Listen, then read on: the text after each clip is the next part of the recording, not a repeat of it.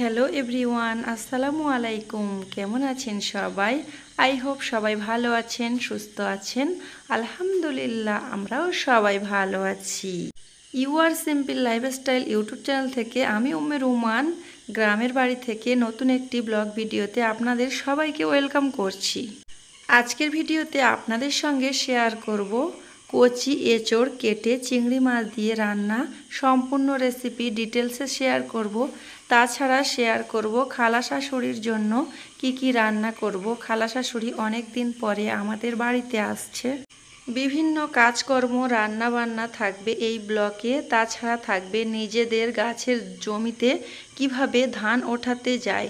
তবে রান্না বান্না কমপ্লিট করে বিকালের দিকে আমার শাশুড়ি, আমার খালা শাশুড়ি, আমি, আমার ছোট বাচ্চা, আমার হাজবেন্ড সবাই মিলে ধান তুলতে যাব। সেই মুহূর্ত আপনাদের সঙ্গে শেয়ার করব। আশা করছি এই ব্লগ ভিডিওটি আপনাদের কাছে অনেক অনেক অনেক ভালো লাগবে। যারা গ্রামের ভিডিও দেখতে পছন্দ করেন তাদের অবশ্যই ভালো লাগবে। যাদের ভালো নাও লাগে তারা অবশ্যই দেখতে থাকুন। দেখতে দেখতে কোথাও না কোথাও একটু হলেও ভালো লেগে যাবে। ভিডিওর কোনো অংশে যদি আপনাদের ভালো লেগে যায় তাহলে ভিডিওটিতে ছোট্ট একটি লাইক দিয়ে ভিডিওটি কন্টিনিউ করবেন। আপনাদের সঙ্গে গল্প করতে করতে আমি আমার শাশুড়ি মায়ের গাছ থেকে এঁচড় কেটে নিয়েছি। এখন আমি শাক কাটতে যাব। আমার খালা শাশুড়ির পছন্দের আইটেমে রান্না হবে। আমার খালা শাশুড়ি যেখানে থাকে সেখানে তেমন একটা এইসব খাবার দাবার খায় না।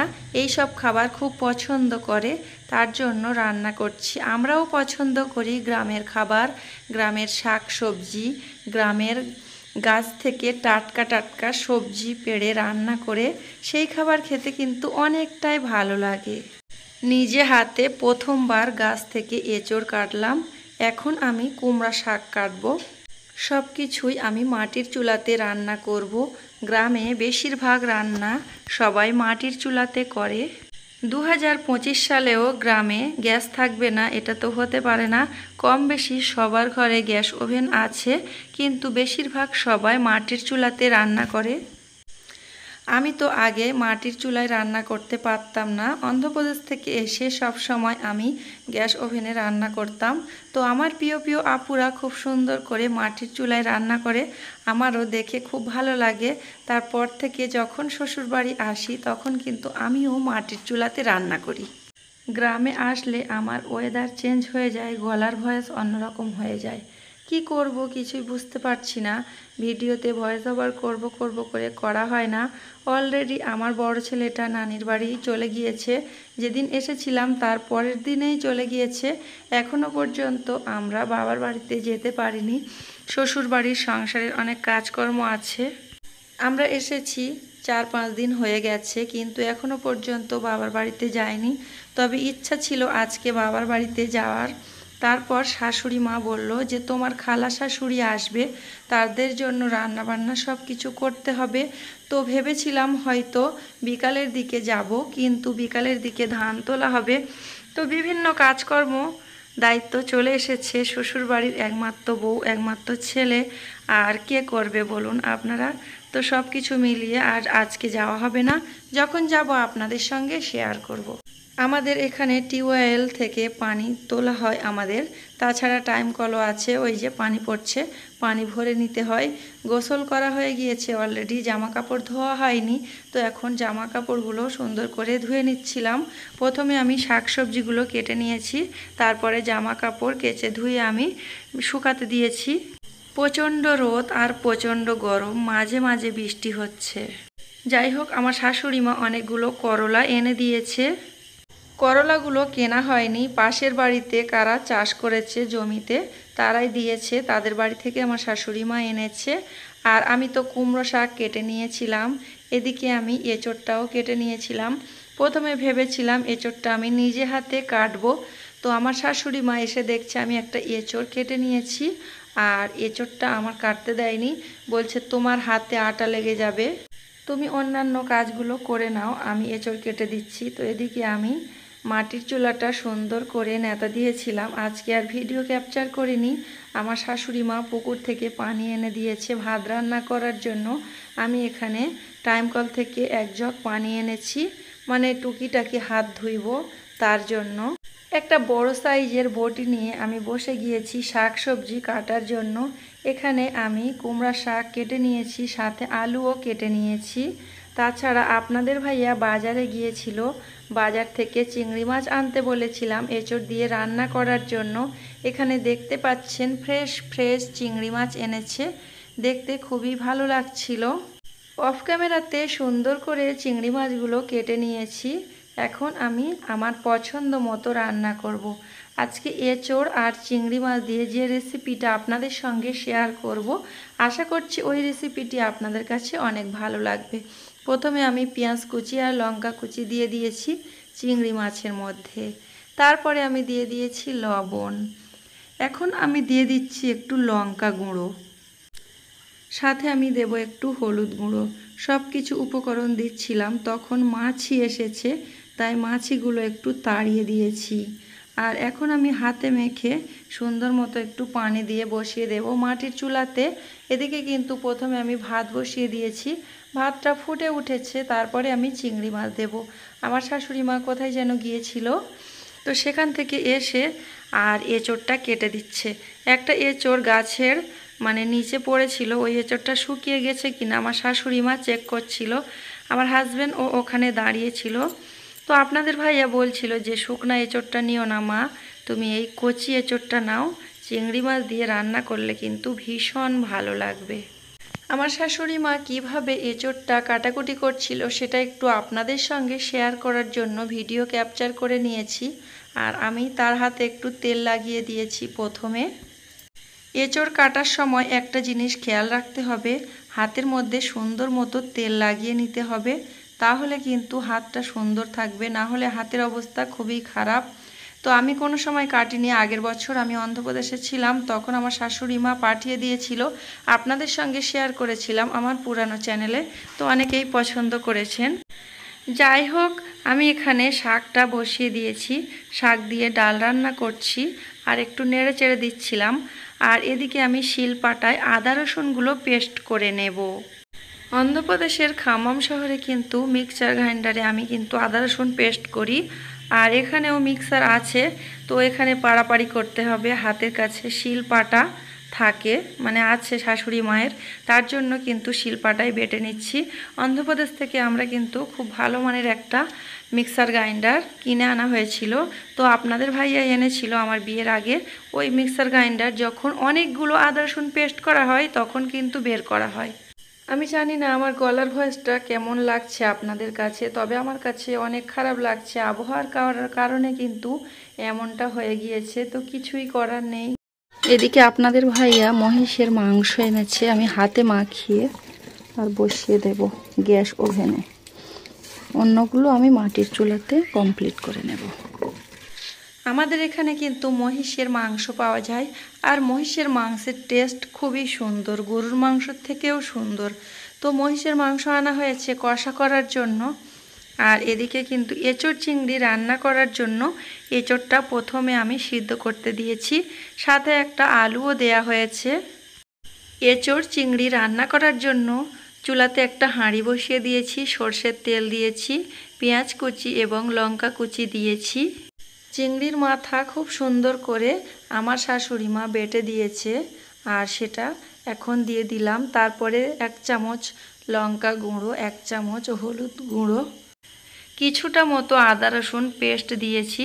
তারপরে সুন্দর মতো মশলাটা কষিয়ে নিয়েছি, অল্প একটু লবণ দিয়েছি, আর আগে থেকে জাল দিয়ে রাখা চিংড়ি মাছগুলো এখন দিয়ে দিয়েছি। এখন কিন্তু মাটির চুলাটা খুব সুন্দর জ্বলছে, আগুন দাউ দাউ করছে আর প্রচণ্ড গরম হচ্ছে।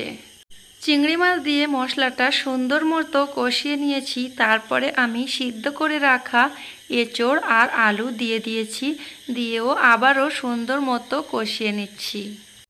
আজকের আমার এই এঁচড় চিংড়ি রান্না আপনাদের কাছে যদি ভালো লাগে অবশ্যই ভিডিওটিতে একটি লাইক দিয়ে দেবেন। আজকে যারা আমার চ্যানেলে প্রথম ভিজিট করেছেন চাইলে আমার চ্যানেলটিতে সাবস্ক্রাইব করে আমার ইউটিউব চ্যানেলের সাথেই থাকতে পারেন। পাশে থাকা বেল বাটনের অল অপশানে একটু সিলেক্ট করে রাখতে পারেন, এতে করে নিত্য নতুন গ্রামের ব্লগ ভিডিও আপলোড করার সাথে সাথেই কিন্তু আপনারা দেখতে পাবেন। এঁচোড় চিংড়ি কষাতে কষাতে অনেক নরম হয়ে গিয়েছে, একটা টমেটোও দিয়েছি, সেটা কিছুক্ষণ কষিয়ে এখন আমি কিন্তু গরম পানি দিয়ে দিয়েছি এর মধ্যে। এখন আমি সুন্দর মতো রান্নাটা কমপ্লিট করে নেব। এই রান্নাটা যেহেতু খেয়ে তারপরে ভয়েস ওভার করছি, তার জন্য কিন্তু বলতে পারছি এই রান্নাটা অনেক মজাদার হয়েছিল। আপনাদের ভাইয়া, আমার শাশুড়ি মা এবং আমার খালা শাশুড়ি সবাই খুব পছন্দ করেছে, সেই সাথে আমারও ভীষণ ভালো লেগেছে। এঁচোড় চিংড়ি আমি ঢাকনা দিয়ে ঢেকে এখন চলে এসেছি গ্যাস ওভেনের কাছে। মহিষের মাংসটা হাতে মেখে বসিয়ে দিয়েছিলাম। দেখতে পাচ্ছেন আমি ক্যামেরা করছি এক হাত দিয়ে আর এক হাত দিয়ে নাড়ানাড়ি করছিলাম, তখন কিন্তু হাঁড়িটা উল্টে যাচ্ছিল।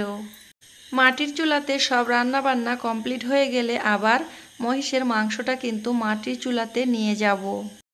ততক্ষণে গ্যাস ওভেনে বসিয়ে রাখি আর ওদিকে চিংড়ি মাছের তরকারিটা হয়ে গিয়েছে, করলাও ভেজে নিয়েছি অফ ক্যামেরাতে। আমার শাশুড়ি মা এসে করলা ভাজাটা একটু নাড়ানাড়ি করে দিচ্ছিল, তখন আমার বাচ্চা কাঁদছিল, তো তারপরে আমি চলে এসেছি, একটু ভিডিও ক্যাপচার করে নিয়েছি। আর এই যে এঁচোড় চিংড়ির ফাইনাল লুকটা আপনাদের সঙ্গে একটু শেয়ার করে দিলাম। এখন আমি আমার শখের এই বোলটাতে পরিবেশন করে আপনাদের সঙ্গে দেখাবো। এই বোলটাতে যেটাতে আমি তরকারি পরিবেশন করছি, এটা কিন্তু আমি বিয়ের আগে কিনেছিলাম। তখন কিন্তু এই ধরনের গামলা বোল যে যেটা বলেন না কেন, এটা কিন্তু খুব চলতো, তার কারণে কিন্তু কিনেছি। সেই বিয়ের আগের সংসারের জিনিস, মানে সংসারের জিনিসপত্রের প্রতি আমার বিয়ের আগে থেকে কিন্তু পছন্দ। সময় আর পরিস্থিতি আমাকে কিন্তু সব কিছু থেকে দূরে সরিয়ে রাখে।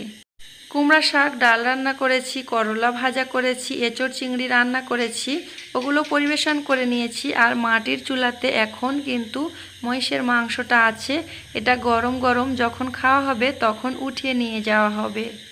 খালা শাশুড়ি চলে এসেছে, সবাই মিলে একসঙ্গে আমরা খাওয়া দাওয়া করেছি, আর কোনো রেস্ট করিনি। এখন হাজব্যান্ডকে নিয়ে শাশুড়িকে নিয়ে মাঠে চলে যাচ্ছি ধান ওঠানোর জন্য।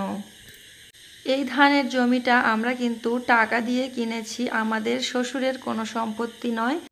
বিয়ের পর তার বউ যদি সংসারী হয়, হিসাবি হয়, তাহলে প্রবাসী স্বামী হোক আর দেশি স্বামী হোক সবাই অনেক কিছু করে নিতে পারে। আমার বিয়ের পর আমার সংসারে কি করেছি সব কিছু একটু একটু করে আপনাদের সঙ্গে শেয়ার করব। এই যে ধানের জমি দেখতে পাচ্ছেন, এটা কিন্তু কেনা হয়েছে। তো যাই হোক, এখান থেকে এখন ধান ওঠানো হবে, তার কিছু মুহূর্ত আপনাদের সঙ্গে শেয়ার করব। আপনারা দেখতে থাকুন, আশা করছি আপনাদের অনেক ভালো লাগবে। আপনাদের ভাইয়া আমি এই ধরনের কাজ কখনো করিনি, আমরা তো অন্ধ্রপ্রদেশে অন্যরকম কাজ করি। তো যাই হোক, এই ধরনের কাজ গ্রামে এসেছি, আমার শাশুড়ি মা বলছে, যার কারণে কিন্তু আসা হয়েছে। সেই সাথে আমার ছোট বাচ্চাটা ভ্যান চালাবে বলে মানে কান্না করছিল, তার আব্বুজি ভ্যান চালিয়েছে। এতক্ষণ পর্যন্ত যারা আমার ভিডিওটি ধৈর্য ধরে দেখছেন, এখনও লাইক করেননি, লাইক দিতে ভুলে গিয়েছেন, তাদেরকে একবার মনে করিয়ে দিচ্ছি আমার ভিডিওটিতে একটি লাইক দিয়ে দেবেন। যারা ধৈর্য ধরে আমার ভিডিওটি দেখছেন তাদেরকে সবাইকে জানাই অসংখ্য অসংখ্য ধন্যবাদ। তাদের জন্য আমার মন থেকে অনেক অনেক ভালোবাসা রইল। আমি জানি যারা আমার ভিডিও পছন্দ করেন, আমাকে ভালোবাসেন, তারা কিন্তু কন্টিনিউ দেখবে, আর যারা আমাকে ভালোবাসেন না তারা কিন্তু একটুখানি দেখে বেরিয়ে যাবে।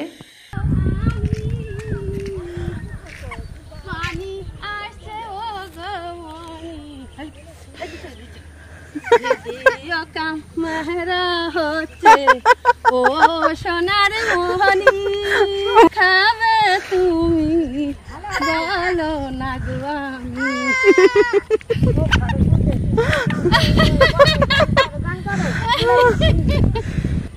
ও বাবা আমাদের সাজাতে দেয়নি তো।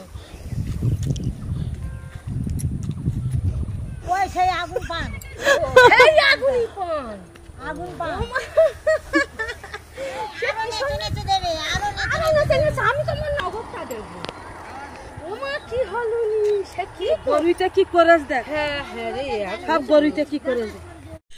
আমার খালা শাশুড়ি, আমার শাশুড়ি সবাই মিলে ধান তুলছিল। সেই সাথে আমার ছোট বাবু কান্না করছিল, তাকে থামানোর জন্য আমার খালা শাশুড়ি কিন্তু তাকে একটু নাচ দেখাচ্ছিল। তখন কিন্তু আমার ছোট বাচ্চাটা থেমে গিয়েছিল। ধান তোলার মুহূর্ত দেখিয়ে আজকের ভিডিওটা এখানে শেষ করব। পরবর্তী ভিডিও দেখার আমন্ত্রণ জানিয়ে আজকের এখানে বিদায় নিলাম। সবাই ভালো থাকবেন, সুস্থ থাকবেন। আমাদের জন্য, আমার বাচ্চার জন্য সবাই দোয়া করবেন। আমার খালা শাশুড়ির নাচ এবং ধান তোলার মুহূর্ত আপনাদের কাছে কেমন লেগেছে অবশ্যই জানাবেন। সবাইকে অগ্রিম ঈদের শুভেচ্ছা জানিয়ে আজকের ভিডিওটিতে বিদায় নিলাম।